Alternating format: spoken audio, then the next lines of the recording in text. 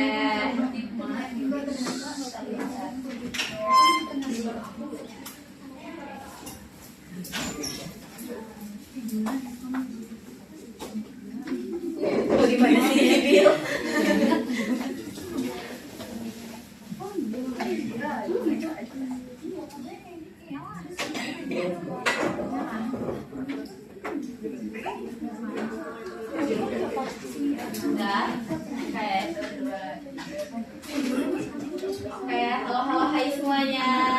Udah bisa mulai? Oke. Bismillahirrahmanirrahim. Assalamualaikum warahmatullahi wabarakatuh. Waalaikumsalam warahmatullahi wabarakatuh. Halo, selamat pagi teman-teman semuanya.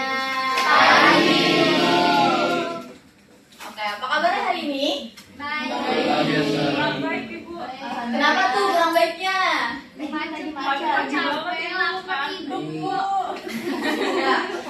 Iya lagi ya, kita gimana tapi semangat lah. Udah diguyur hujan kan semalam tidurnya nyenyak banget pasti itu. Ada kebanjiran sih. Minyak banget. Apa karena hujan malah jadi kayaknya enaknya banget gak sih pagi-pagi? Istighfar, astagfirullahaladzim, maunya madol. Oke, kita buka hari ini pakai materi dari etika profesi. Jadi di pertemuan kali ini kita akan belajar mata pelajaran etika profesi.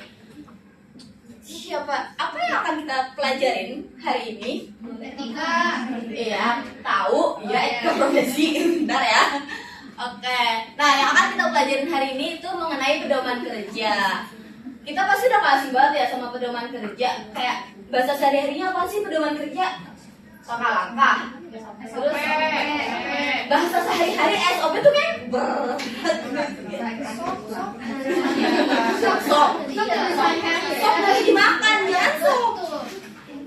Ya kak, acuan gak sih kayak kita pas sebenarnya buat dasarnya kita, acuannya kita ngelakuin sesuatu itu kan kayak pedoman. Nah, apalagi buat kita sebagai yang jurusannya pendidikan akuntansi, di akuntansi pasti udah sering banget ngedenger pedoman kerja, dasar-dasar kerjanya harus kayak gimana. Nah, itu benar tadi ada yang ngomong seringnya didengar atau disebut dengan istilah SOP atau Standard Operational Procedure, dimana pedoman kerja ini atau SOP ini udah sangat amat populer di kalangan perusahaan. SOP itu adalah langkah-langkah yang harus dilakukan oleh seorang pekerja saat melakukan pekerjaannya agar sesuai dengan peraturan yang ada dan dapat mencapai tujuan perusahaan. Jadi semua hal yang ada pasti ada tujuan baiknya. Selanjutnya kita lihat, nah kalau tadi kan kayak cuma menurut kita ya, acuan, langkah-langkah dan sebagainya, tapi ternyata ada menurut para ahli nih. Sebenarnya banyak banget ahli-ahli yang membahas mengenai pedoman, tapi kita bahas ada dua.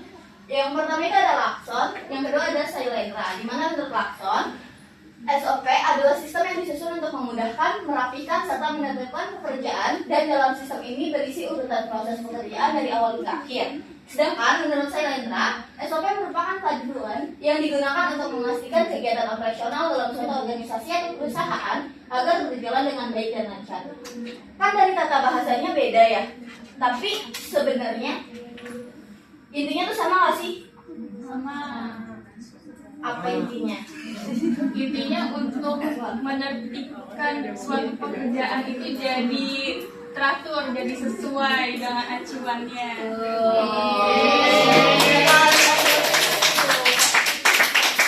Jadi intinya untuk menyusun biar pekerjaan dari awal hingga akhirnya tuh berjalan dengan baik dan lancar. Kemudian kita bahas mengenai tujuan. Kalau ada yang dibikin berarti ada tujuan atau ada target yang pengen dicapai. Di mana tujuannya itu dokumen yang digunakan untuk segala kepentingan. Kenapa nomor satunya itu dokumen yang digunakan? Ada yang tahu gak? Tahu nggak? Karena sebagai dasar supaya ada kontraknya. Supaya ada kontraknya. Terus tadi sebagai dasar sebelah kiri apa? Sebelah kiri. Kenapa yang nomor satu itu dokumen yang digunakan untuk segala kepentingan? Biar komunikasi. Sesimpelnya sebenarnya karena SOP biasanya berbentuk dokumen. Ya sih kan? Dia disatuin dalam bentuk file lah atau dokumen. Jadi biar lebih tertata gitu loh. Karena kan ya emang buat dasar-dasar kan biasanya tebel banget kan. Kalau cuma lewat omongan atau apa kayaknya malah nggak terarsip dengan rapi gitu. Makanya yang pertama dokumen yang digunakan untuk segala kepentingan. Kemudian yang kedua menjaga konsistensi penampilan kinerja. Apalagi buat perusahaan-perusahaan yang udah gede, pasti buat jaga nama baik itu penting banget SOP. Yang ketiga sebagai acuan dalam pelaksanaan kegiatan. Keempat menghindari kegagalan dan kesalahan. Kelima sebagai parameter untuk menilai kualitas pelayanan. 6. Menjamin penggunaan sumber daya secara efisien, serta yang ketujuh menjelaskan alur tugas, wewenang, dan tanggung jawab. Kemudian kita lihat apa aja sih fungsi dari pedoman kerja. Yang pertama sebagai dasar hukum. Hukum apa? Emang ada hukumannya? Sebagai dasar hukum karena tadi ya kita udah sering banget ngomong berkali-kali kalau SOP ini dasar-dasar untuk ngelakuin sesuatu. Jadi dasarnya para karyawan untuk ngejalanin selama dia ada di perusahaan itu ya dari SOP ini. Makanya pertama fungsinya sebagai dasar hukum. Yang kedua untuk mengetahui hambatan. Nah kan perusahaan itu diharapkannya kan gak cuma 1 bulan 2 bulan tapi kan bisa berjangka panjang. Pasti ada aja hambatan-hambatan atau kerikil-kerikil di dalam perusahaan itu. Makanya dari SOP ini tahu nih poin mana yang butuh evaluasi, yang butuh perbaikan dan sebagainya. Serta yang terakhir sebagai disiplin pekerja, karena tadi ya tujuannya banyak banget untuk meningkatkan kinerja, mempertahankan kualitas karyawan dan sebagainya. Makanya dibutuhkan SOP agar karyawan-karyawannya bisa disiplin, teratur dan lebih bertanggung jawab. Nah, terus manfaat dari pedoman kerja atau SOP ini juga banyak banget manfaatnya, itu ada 10 kurang lebih. Dimana yang pertama sebagai standarisasi cara kerja, kedua membantu staf agar tidak bergantung, ketiga meningkatkan akuntabilitas, keempat ukuran standar yang konkret, kelima bahan training karena menunjukkan kinerja yang baik, 7 pedoman sehari-hari, 8 menghindari tumpang tindih, 9 membantu prosedural pelayanan, serta yang ke-10 menjamin pelayanan hingga berjalan dengan baik. Oke. Bentar. Ada iklan dulu. Ya, tak patut dah. Oke. Selanjutnya kita bahas mengenai prinsip apa sih yang ada di dalam etikanya pedoman kerja di dalam SOP itu sendiri. Yang pertama ada konsisten. Kenapa harus konsisten ini pertama? Karena SOP ini dibuat agar mereka mematuhi dan jadi dasar kan. Jadi kayak yaudah nih SOP ini ada, nggak boleh diganggu gugat, ini harus dipatuhin kayak gitu. Makanya yang pertama SOP ini harus konsisten. Kemudian yang kedua ikatnya pakai apa? Ikatnya itu kan ada 2 pihak kan, dari perusahaan sama dari karyawan. ya diikat pakai kontrak sama mereka tuh SOP ini jadi jembatan komunikasi gitu loh buat si perusahaan, karena nggak mungkin kan kayak ada anak baru terus diceramahin tuh tentang SOP berjam-jam kan kayak bosen banget kan. Makanya ada dokumen-dokumen yang coba ini dibaca, dipahamin, kalau ada yang kurang jelas baru ditanya. Itu kan lebih mempersingkat waktu daripada harus dijelasin selama itu. Makanya prinsip keduanya mengikat. Kemudian prinsip ketiga komitmen, di mana SOP ini sebagai bahan komitmen karyawan untuk membuktikan loyalitasnya dia, rasa tanggung jawabnya dia terhadap perusahaan. Yang keempat ada prinsip enforcement, dimana ini buat perbaikan selagi ada yang harus diperbaiki kurang-kurangnya. Makanya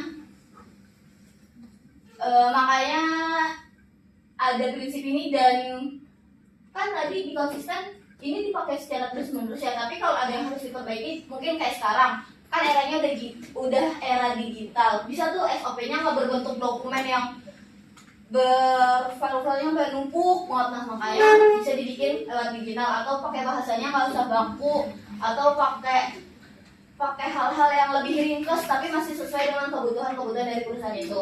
Kemudian yang kelima itu sebagai peran penting dalam perusahaan pastinya.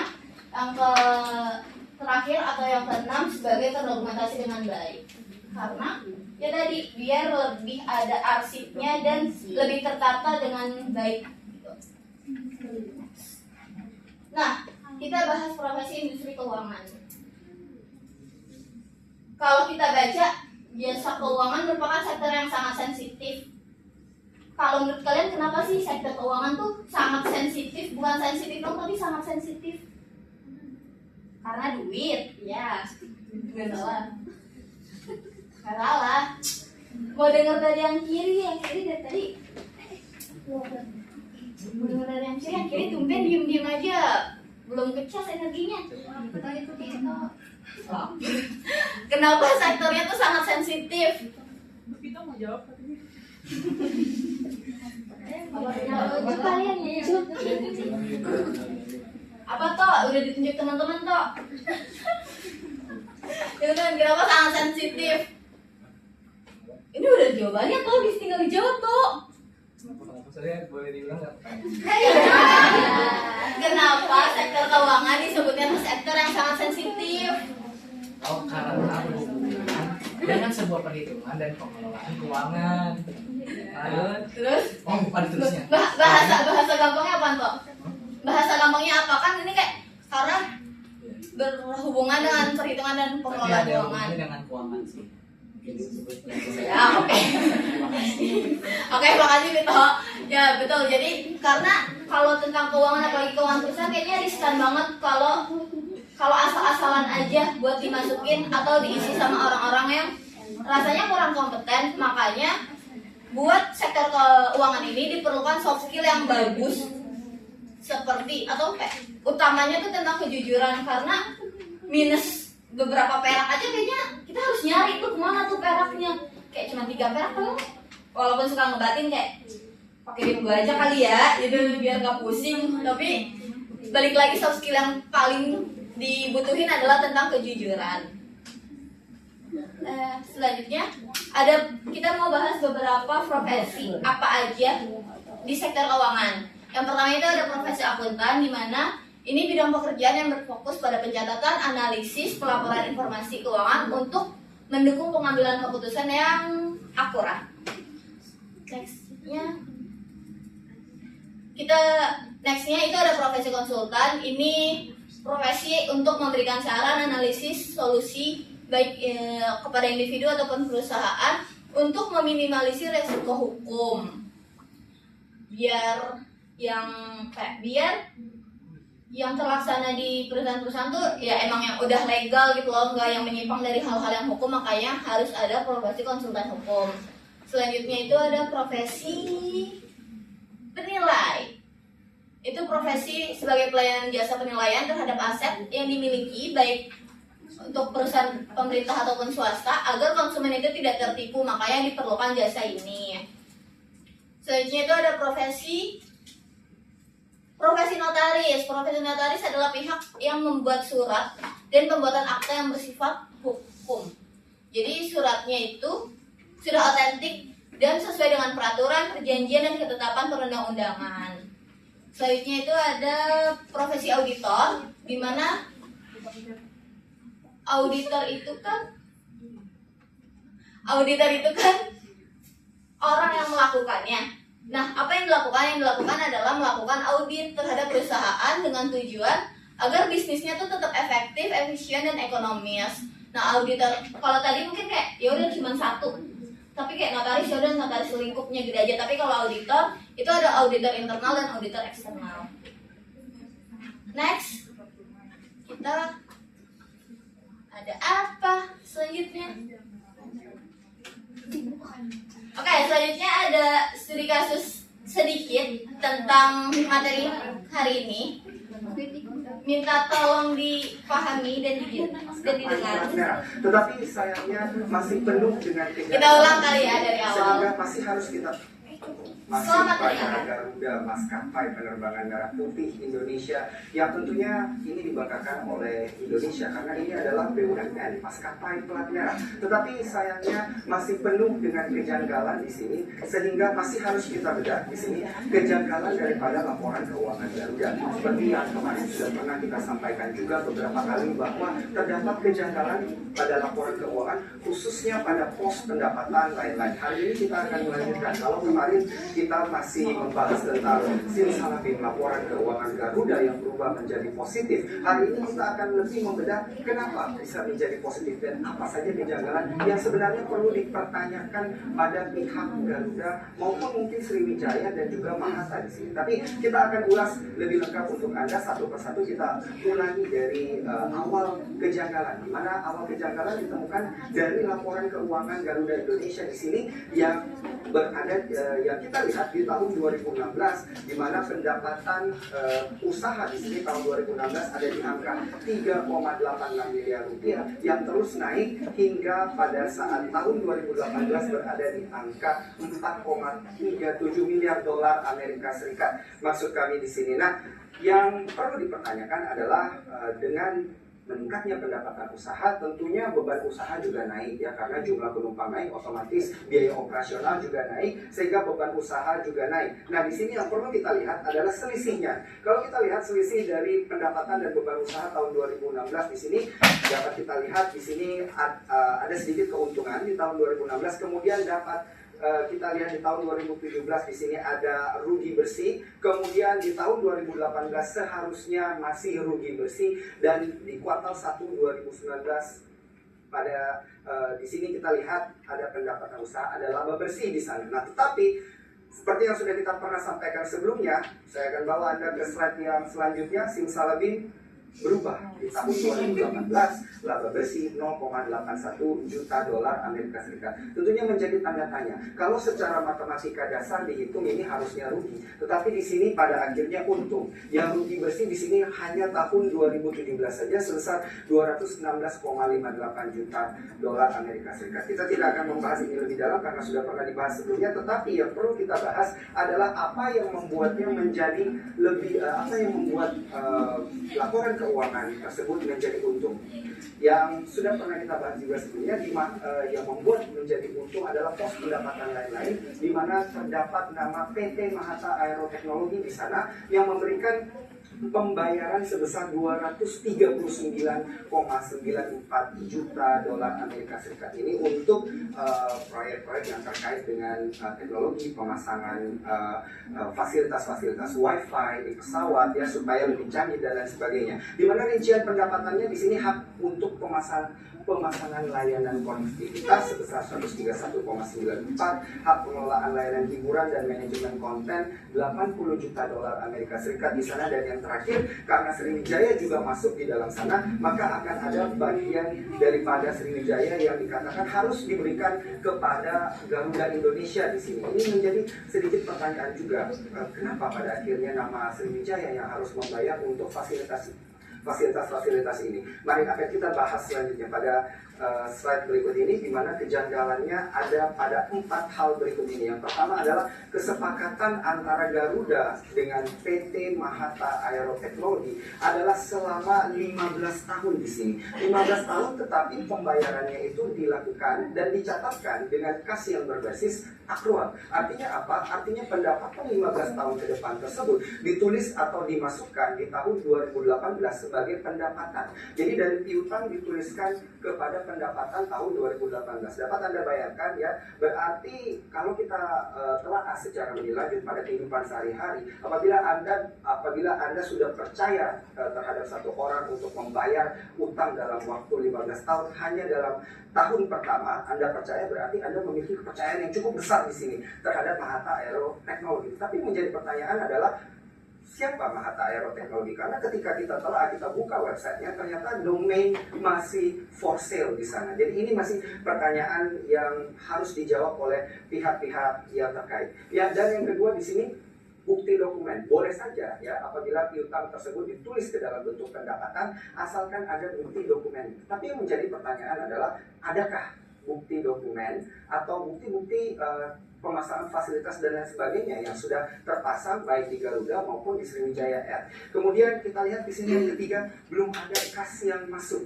Kalau dilihat dari catatan pendapatan pos lain-lain di laporan keuangan Garuda di tahun 2018 ke kuartal pertama 2019, angkanya masih sama. Artinya tidak ada pengurangan. Kalau tidak ada pengurangan, artinya belum ada pembayaran di sana. Jadi ini masih tanda tanya, karena masih belum ada kas yang masuk. Dan yang terakhir adalah insentif 28 juta kepada Garuda yang sudah saya sebutkan sebelumnya, bahwa seharusnya PT Mahata Aero membayar 30 juta dolar Amerika Serikat ke Sriwijaya Air, dan pada akhirnya Sriwijaya ini diminta untuk membayar 28 juta dolar sebagai insentif kepada Garuda. Dan seharusnya yang kalau secara logika yang ditulis pada pendapatan pos layanan tersebut adalah Mahata Aero Technology, karena apabila terjadi gagal bayar, tentunya yang penagihan atas hak eksklusif tersebut ditagihkan ke PT Mahata Aero Technology, bukan kepada Sriwijaya. Tetapi yang terjadi adalah nama yang dituliskan pada pendapatan pos lain-lain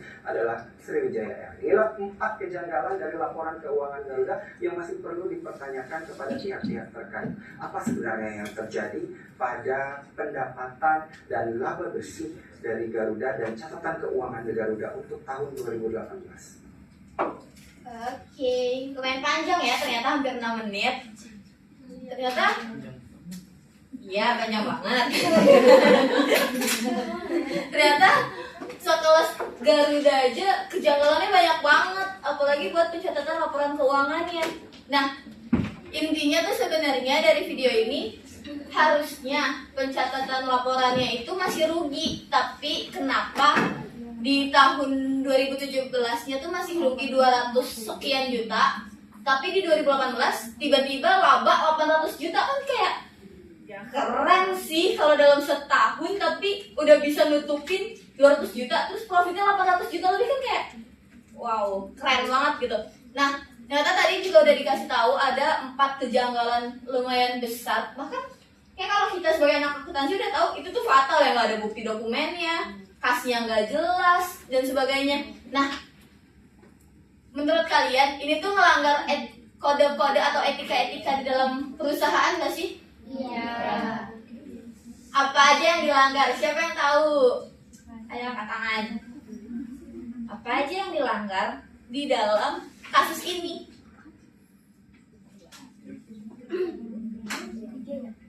Ayo, apa aja yang dilanggar? Prinsip-prinsip apa aja? Boleh. Siapa? Rehan tuh jawab. Oh, enggak.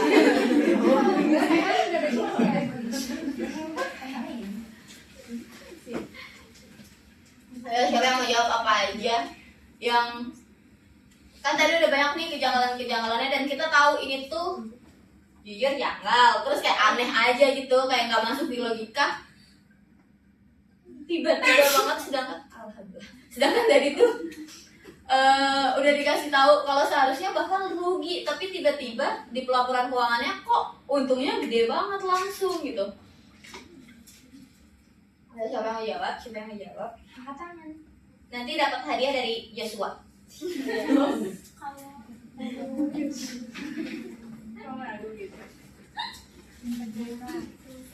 Ya, integritas. Kenapa integritasnya? Tidak menyajikan data. Ya, integritasnya terpuruk karena dia datanya nggak sesuai sama realistisnya.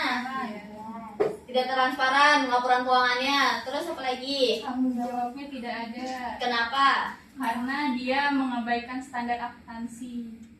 Ada lagi nggak? Objektivitas. Kenapa? Nah, kenapa? Itu 2 ya. Nah, kenapa objektif? Auditor dari auditornya tuh dianggap gagal mempertahankan sikap-sikap Sikap-sikap etika profesi. Oke, betul. Jadi ada 4 juga yang dilanggar tadi, akuntabilitasnya, terus nggak transparan, objektivitasnya juga enggak, dan tidak adanya tanggung jawab dari pihak-pihak perusahaannya. Oke. Nah, itu aja sebenarnya dari kita hari ini. Kayak udah pada penat dan fokus sama dunia masing-masing. Kita ngapain selanjutnya? Ya, ice breaking. Mau ngapain sih? Tuh ice breakingnya mau diajak mikir lagi. Kenapa nggak mau? Aku pengen kalian bikin kelompok 2-2. Cari pasangannya kanan kiri, depan belakang apa bebas. Dua.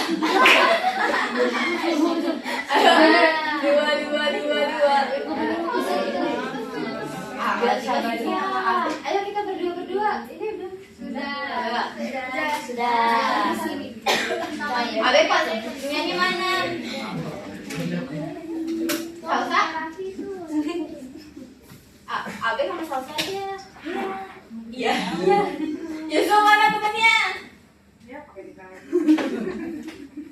Itu mah kehidupan pribadi karena share itu.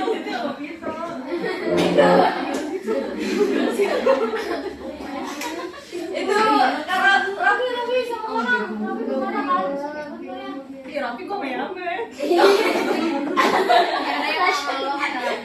Ayo berarti antara dari 3 ke 1-nya pindah ke belakang dulu sebentar. Tapi belum, tapi. Ya, samping Raffi. Anjing minum dulu.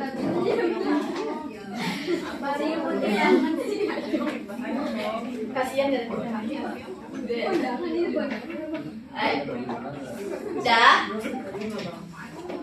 Oke, maunya pakai kanan aku apa kanan kalian?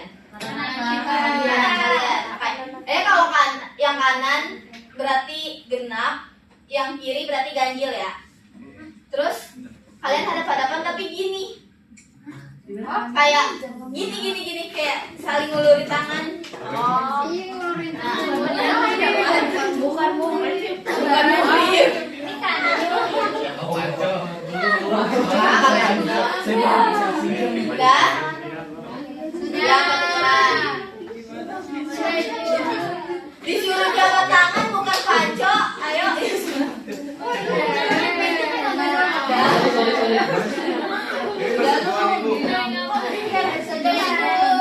Jadi jabat tangan aja. Nah. Jadi nanti aku bakalan ngasih kalian. Ini rada mikir dikit. Sesimpel kita tambah-tambahan aja. Nah, misal 2 tambah 4 itu berapa? 6 kan? Nah, yang genap harus nepok yang ganjil. Coba, naik. Nih, contoh ya. Contoh. Nih, perhatiin dulu bentar teman-teman. Contoh, ini ganjil, aku genap. Ya, nih misalnya kan kita gini nih.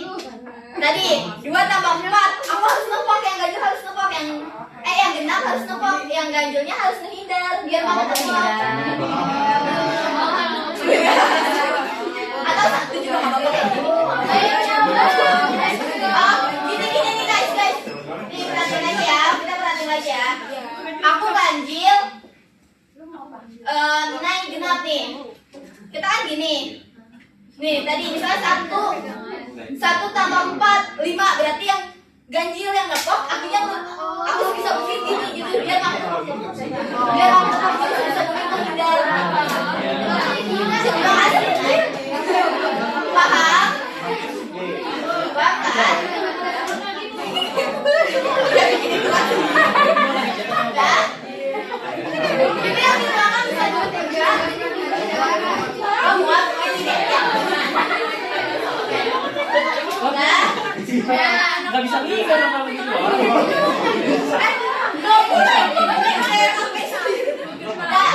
Udah bisa dimulai?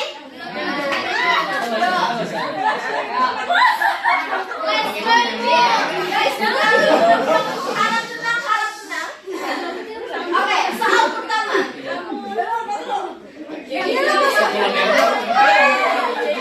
Udah takut duluan. Soal pertama. 2 ditambah 7.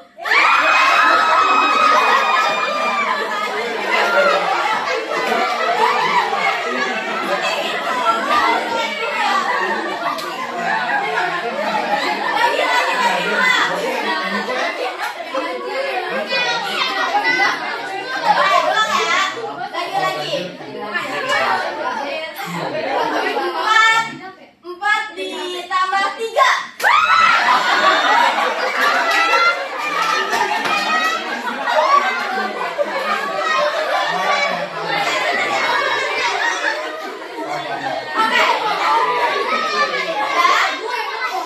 Soal selanjutnya.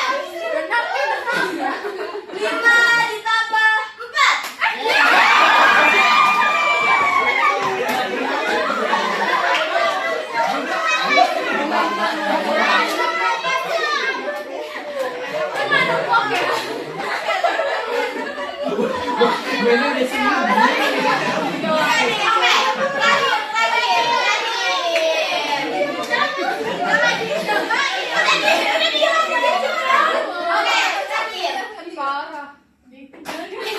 Belum, Bella sabar. 4 ditambah 3.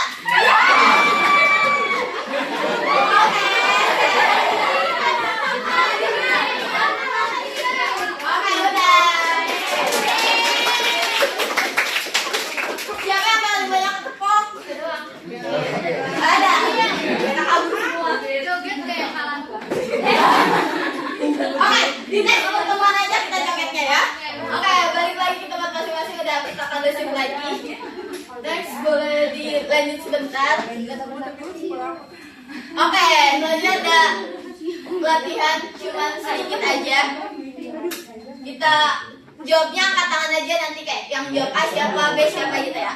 Nah, soalnya adalah prinsip dasar etika profesi, manakah yang paling dilanggar oleh akuntan publik dalam memberikan opini wajar tanpa pengecualian pada pelaporan keuangan di studi kasus tadi. Yang A, kerahasiaan. B, perilaku profesional. Yang C, kompetensi dan kehati-hatian. Yang D, kepentingan pribadi. Siapa yang jawab yang A? Ada yang jawab yang A? Yang jawab B, angkat tangan. B. 2 orang jawab B. Yang jawab C, angkat tangan.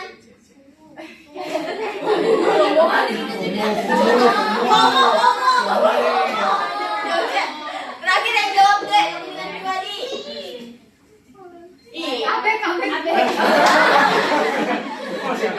Ada yang jawab 2, ada yang nggak jawab sama sekali. Oke. Jadi jawabannya adalah jeng jeng jeng jeng jeng. Mana nggak ada jawabannya? Jeng jeng jeng. Ngelek bentar.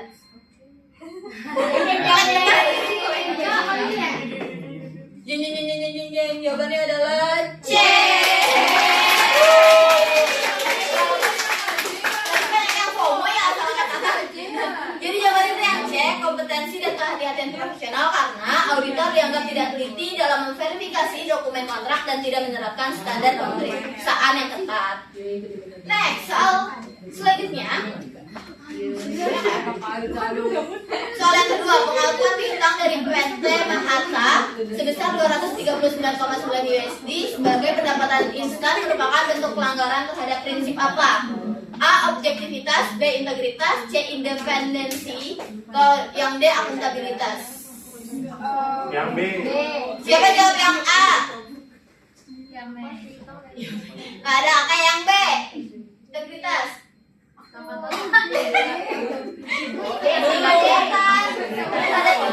Ada tinggi. Oke, yang jawab yang C. Independensi. Nggak ada. Yang D. Akuntabilitas. Enggak ada sih. Dan yang benar, kamu jawab apa, Intan? B. Oke, jawabannya adalah B. Karena integritas itu kejujuran, sedangkan tadi pelaporannya aja udah jelas-jelas gak jujur. Next. Oke, soal terakhir. Apa sanksi administratif yang diberikan oleh Kementerian Keuangan kepada akuntan publik terkait kasus tadi?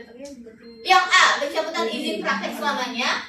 B. Denda material sebesar 1 miliar. C. Pembekuan izin praktik selama 1 tahun. Atau D. Teguran tertulis. Menurut kalian sanksi apa yang tepat? Tadi udah ada ya jawabannya ini. Selain C ada jawaban lain? Tidak. Ya, oke, berarti C semua. Jawabannya adalah jinjingnya yang betul. Oke, boleh di next.